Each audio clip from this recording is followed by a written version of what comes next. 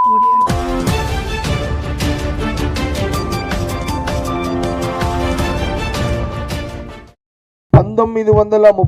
సత్యాగ్రహ కార్యక్రమం మొదలుపెట్టిన రోజు అన్న మాట మరి ఆ రోజు మోడీ గారు పుట్టలే. ఆ రోజు అంటే మహాత్మా గాంధీ గారు రఘుపతి రాఘవ రాజారాం అన్న 1930లో అన్న ఒక మాట ఆ రోజు మోడీ గారు పుట్టలే, అమిత్ షా గారు పుట్టలే.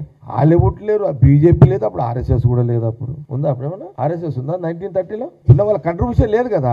ఆర్ఎస్ఎస్ కంట్రిబ్యూషన్ ఏముంది? వాళ్ళదేం కంట్రిబ్యూషన్ లేదు. ఉన్నదా అట్లా?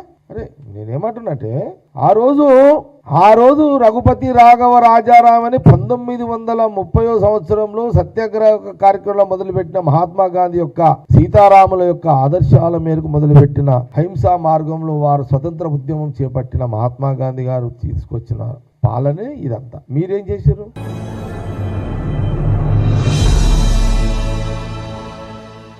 మీకు ప్రజలు బీజేపీ మాటలు విని 3 సార్లు మీకు అవకాశం ఎందుకు ఇచ్చిరండి? మీరు ప్రజా సమస్యల మీద ప్రజల సమస్యలను తీర్చండి, వాళ్ళ కోరికలు నెరవేర్చండి మీ పరిపాలన ద్వారా అని మీకు 3 సార్లు అవకాశం ఇస్తే మీరు ఏం పని చేస్తున్నారండి? ప్రధానమంత్రి మోడీ గారు, అమిత్ షా గారు, బీజేపీ పార్టీ గవర్నమెంట్ మీరు మహాత్మా గాంధీ గారిని, జవహర్లాల్ నెహ్రూ గారిని, మరి రాహుల్ గాంధీ గారి యొక్క కుటుంబాన్ని టార్గెట్ చేస్తూ మీరు పనిచేస్తున్నారు. అంటే మీ పాలన దేశ ప్రజలు మీకు ఇచ్చింది వీళ్ళని టార్గెట్ చేయడానికే. దేశ ప్రజలు కూడా ఆలోచన చెయ్యండి అని నేను మన కాంగ్రెస్ మీడియా ద్వారా కోరుతున్నా. ఆలోచన చెయ్యండి. వాళ్ళ త్యాగాలు, వాళ్ళ వయస్సు, ఎన్నో త్యాగం చేసిరండి వాళ్ళు.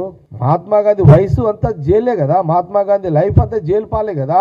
వయసు ఏం వయసు అన్నది అప్పుడు? యవ్వనం వయసులో వాళ్ళ లైఫ్ అంతా. మహాత్మా గాంధీ, జవహర్లాల్ నెహ్రూ, చిన్న వయసులో ఇందిరాగాంధీ గారు, ఆ రోజు అటు ఇటు ఆమె 6 సంవత్సరాలు జైల్లో ఉంది ఇందిరాగాంధీ గారు కూడా. అరే ఇంత అన్యాయం, దుర్మార్గం ఇది. దేశ ప్రజలు ఆలోచన చేయాలి ఇదంతా.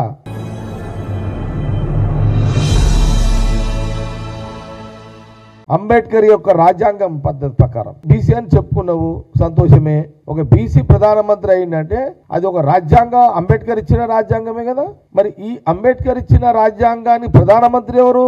జవహర్లాల్ నెహ్రూ గారే కదా. మరి దానికి డైరెక్షన్ ఎవరు? మహాత్మా గాంధీ కదా. అంటే ఒక మహాత్మా గాంధీ, ఒక జవహర్లాల్ నెహ్రూ గారు అంబేద్కర్ ద్వారా ఒక రాజ్యాంగాన్ని నిర్మించి ఒక వ్యవస్థను ఏర్పాటు చేసి ఓట్ల ద్వారా ప్రజా పాలన వచ్చే విధంగా, రాచరిక పాలన కాకుండా ఈ రోజున ప్రధానమంత్రి అయిన అమిత్ షా హోమ్ మినిస్టర్ అంటే అది కారణం ఓన్లీ మహాత్మా గాంధీ, జవహర్లాల్ నెహ్రూ, రాహుల్ గాంధీ కుటుంబమే. వారు తెచ్చిన చట్టాలు, వారు తీసుకొచ్చిన ఏర్పాటు చేసిన న్యాయ వ్యవస్థలు.